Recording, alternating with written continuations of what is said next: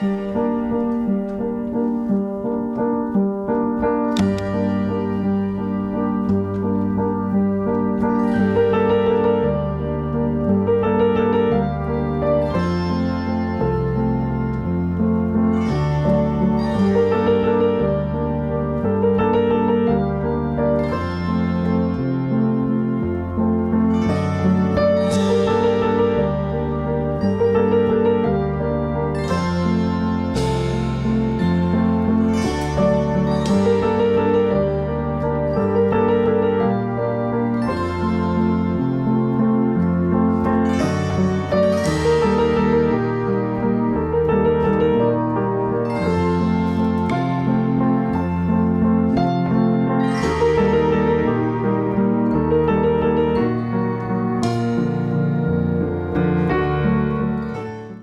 really is crazy how quickly things can change in life. It really doesn't feel that long ago that I was in Ukraine, I was visiting my family, I was touring the eastern part of the country for the very first time. I spent 3 weeks in Kharkiv, absolutely loved it, and now that city has basically been leveled to the ground, and especially ironic considering that Putin says that he's looking out for the Russian speakers. You know, the Russian speakers in Ukraine are really facing a genocide, and Kharkiv is literally the largest city of Russian speakers. How anybody still believes any Russian propaganda at this point, after what has been done, is just completely beyond me.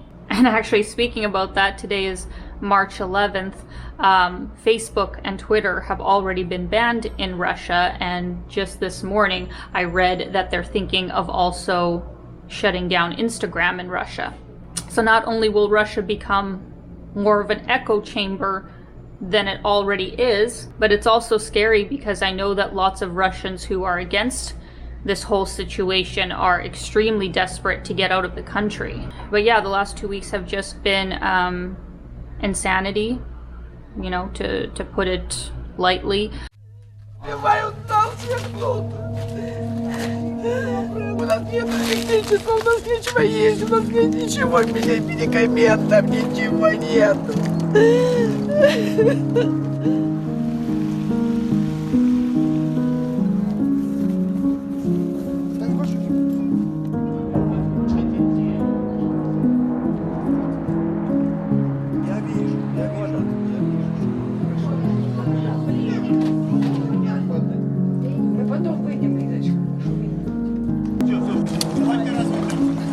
Сюда.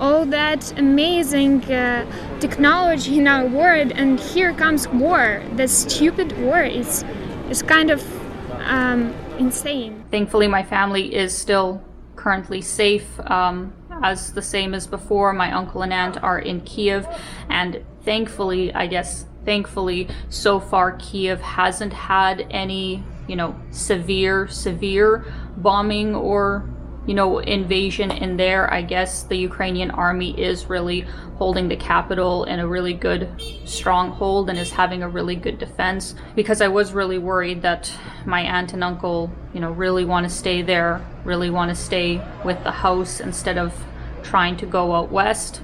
But to be fair, to be able to leave Kiev right now, even with the passenger trains that are going to Lviv, is a little bit complicated and a little bit dangerous, just because some of the outer boroughs, cities around Kiev, like Irpin, have been heavily bombed, like just disgusting what they have done.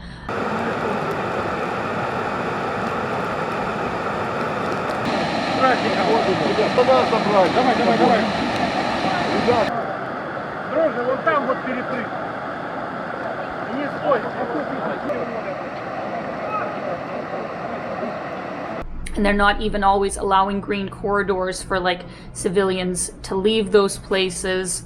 So while Kiev itself is for now fairly safe, the outer parts around the city really aren't, so it's quite difficult to be traveling in and out of the capital right now. As for my cousins in the west of the country, thankfully Lviv has overall been quite quiet, but just this morning I did hear that they bombed the airport in Ivano-Frankovsk, so that's not that far away from there, so it's obviously quite scary to think if they're going to keep continuing out west, because the majority of Ukrainians that have had to flee wherever they were in Ukraine and can't get out of the country, especially if they're men 18 to 60 and have, you know, chosen not to fight. The western part of the country is really the safest place to be, but unfortunately, because so many people are there, it is very difficult to get any kind of apartment, any place to live. And actually, on that note, I want to make a mention of a great charity initiative that I think we should all keep supporting, but with a caveat. So you guys may have heard that Airbnb is donating a lot of, you know, different apartments for refugees to stay in for free. But the other initiative that they have is for people abroad to be able to basically give money directly to Ukrainian Airbnb hosts by renting out, you know, apartments in the country, even though they obviously have no plans of staying there, so that the hosts can get the income directly.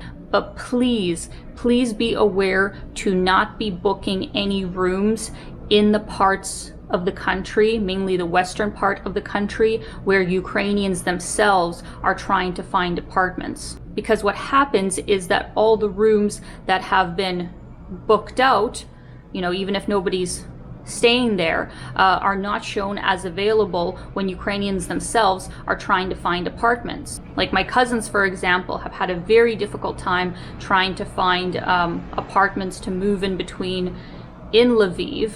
It's extremely expensive, way more expensive, you know, than it would be in regular times just because of the demand. So just want to let you know that while it's a fantastic initiative, like please book rooms on Airbnb from Ukrainian hosts, but not in the western part of the country, because those apartments really need to be available for Ukrainians themselves. And speaking of sending money to Ukrainians, you know, charities, donating, all that kind of stuff, first and foremost, my mom and I sent over $1,000 to my family in Ukraine this past week, and a portion of that was from some of the donations that you guys sent me. So honestly, you know, just on a human-to-human basis, thank you so much, you know, for thinking of my family in that way and for being so generous. Thank you so much. My family says a very big thank you. And it's actually pretty cool that, you know, you guys have actually gotten to meet them through my videos and, you know, share that kind of connection. And I'm sure I will be putting out more content with them when all of this madness is over. So truly thank you to everybody who, you know, passed along money through me to give to them. I, of course, will hand over any donations that I get towards them. And how actually I have been sending money to them, and would recommend for you guys, if you're looking to do any kind of actually international sort of transfers. After doing a lot of research, I've actually found that the best way to send money, at least to individuals, has been through this company called Wise.com. I believe it used to be called TransferWise, but now it's just Wise. So through their service, I'm able to send anybody in Ukraine money just with their bank card number, their full name in English that's on the account, and also their email. Because, you know, sometimes with wire transfers, they ask for like the SWIFT code and the bank institution number, like all these other details that I don't think most people know off of the top of their head. So it's nice with Wise because you don't need as much information. It actually has gotten there every transfer I've ever done in less than 24 hours, and the fees are significantly lower than a regular like bank transfer or Western Union or something, as long as you're sending I think less than $1,000. So just wanted to mention that if you are looking to send money abroad and didn't already know about it, this is not sponsored obviously, but I thought I would actually link it, because for every person that signs up with my link and then sends at least $300, I think it is, I get $75. And you guys can do the same. Like, as soon as you sign up for Wise, you can have like your own affiliate link or whatever, share it with your family and friends. So I just thought I would put that out there, because I have looked through so many different ways to send money, whether it was anything affiliated with my bank. There's also like Remitly or something. Now, speaking of charities and ways to donate to Ukraine, with this video, I'm actually going to try and start my own fundraiser for maybe, let's say, the Canadian Red Cross, which is helping with efforts in Ukraine right now. And by doing that, YouTube actually sends 100% of the proceeds directly to the charity, and it's also tax deductible depending on where you live. So I was having issues doing that before on the last video I did in Ukraine, but I figured out what I think I can do differently to make it work. So either way, there's going to be a fundraiser that I'm going to try and start, or worst case scenario, join onto somebody else's that is already going for support in Ukraine. And I'm also going to link some other new charities that I came across that have been, you know, vouched for by other publications like BBC or CNN or something, that are good verified charities to donate to Ukraine, because I know a lot of people have asked, you know, I don't know which charities are good to donate to, which ones are not. So I will link the ones that I think are worthy in the description. And outside of donating, I thought I would also mention, you know, a few other things that some of us may be able to do to help, even if we're not in Ukraine, whether it's joining a protest. I mean, it's been absolutely amazing to see the support that Ukraine has gotten internationally. So if that is going on in your city, I think that would be a really fantastic thing to join. Here in Rio, unfortunately, I haven't really seen any sort of, you know, demonstrations on the war, but I am planning on going to Prudentopolis, which is in the southern part of Brazil and is supposed to have a very large population of Ukrainians, like, you know, Brazilians who have Ukrainian heritage that live in that area. So I am hoping to be able to chat with some people there. We'll have to, you know, shine up my Ukrainian skills as much as I can. Another thing that we can all do to help Ukraine is to reach out to our government officials, whether it's on a provincial or federal level, and just make it known, you know, how important support for Ukraine is, the initiatives that we hope that they will get behind, and especially, you know, in the last couple of weeks with everything that has gone on, I think we really are at a turning point of whether, you know, NATO is going to get involved in the war, even though that would completely, you know, complicate and escalate things. But at this point in time, when there is talk about, you know, chemical weapons being used, obviously that completely changes things.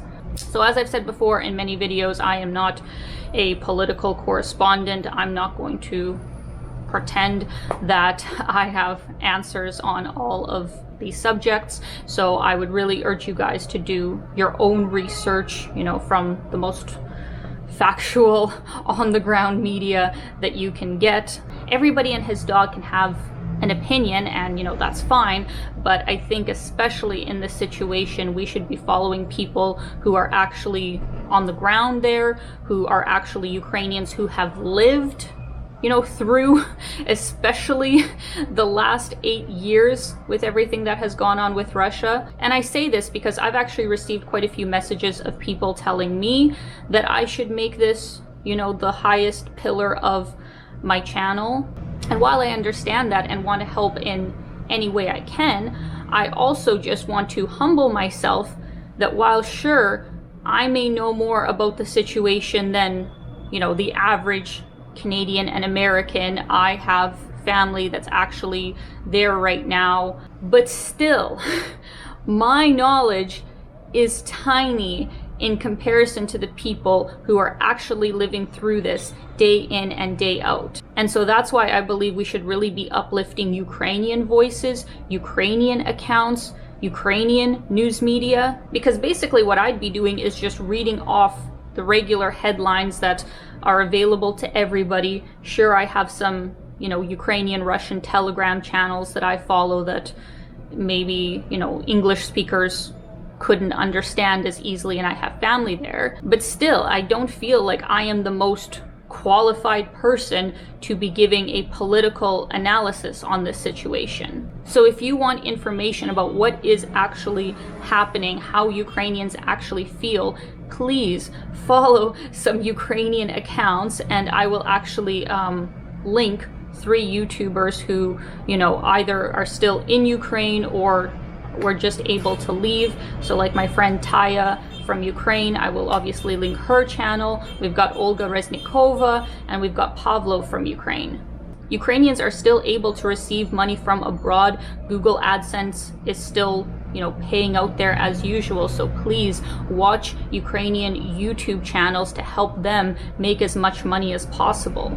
I will continue to bring awareness to this situation as much as I can. I'm going to be donating money. I'm obviously looking after my own family. But at the same time, I'm not going to step into an arena where I don't feel fully qualified to be, giving certain information about, because I'm not actually there. And unfortunately, I see a lot of people jumping on this whole topic because it is, trending, so to say. They know that their videos will garner more views if they talk about it, but what are they really saying? Like, do they actually know what they're talking about? That is why I mentioned to you guys before that I will be posting more on Instagram, where I will be sharing different accounts that are showing what is going on the ground in Ukraine. So if you want some ideas of, accounts to follow on there, that's the primary platform where I will be resharing information that I think is useful.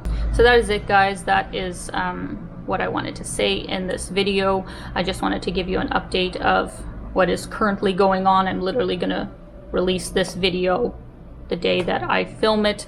All the resources that I would recommend you check out if you want to help, like I said, are linked in the description, or hopefully the fundraiser that I will be able to make work with this video. I am still 4 or 5 videos behind now on my Brazil content, so that is what I will continue to release, but I will also attach my fundraiser to those videos, so hopefully it can bring more attention and more people to donate.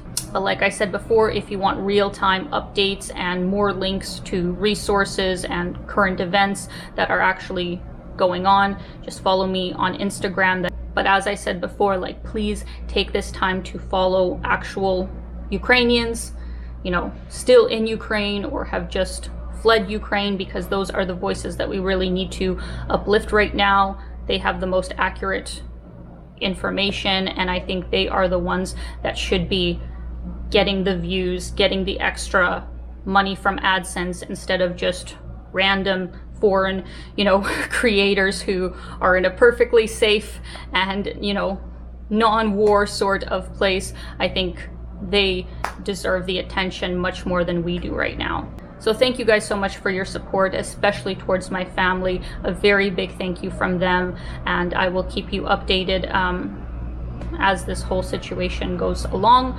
I pray that things will, de-escalate in this coming week. What else can we really pray for at this point? And yeah, thank you guys once again. I hope you're doing well. I hope all of your loved ones are doing well. And as always, keep being your own kind of beautiful. Bye, guys.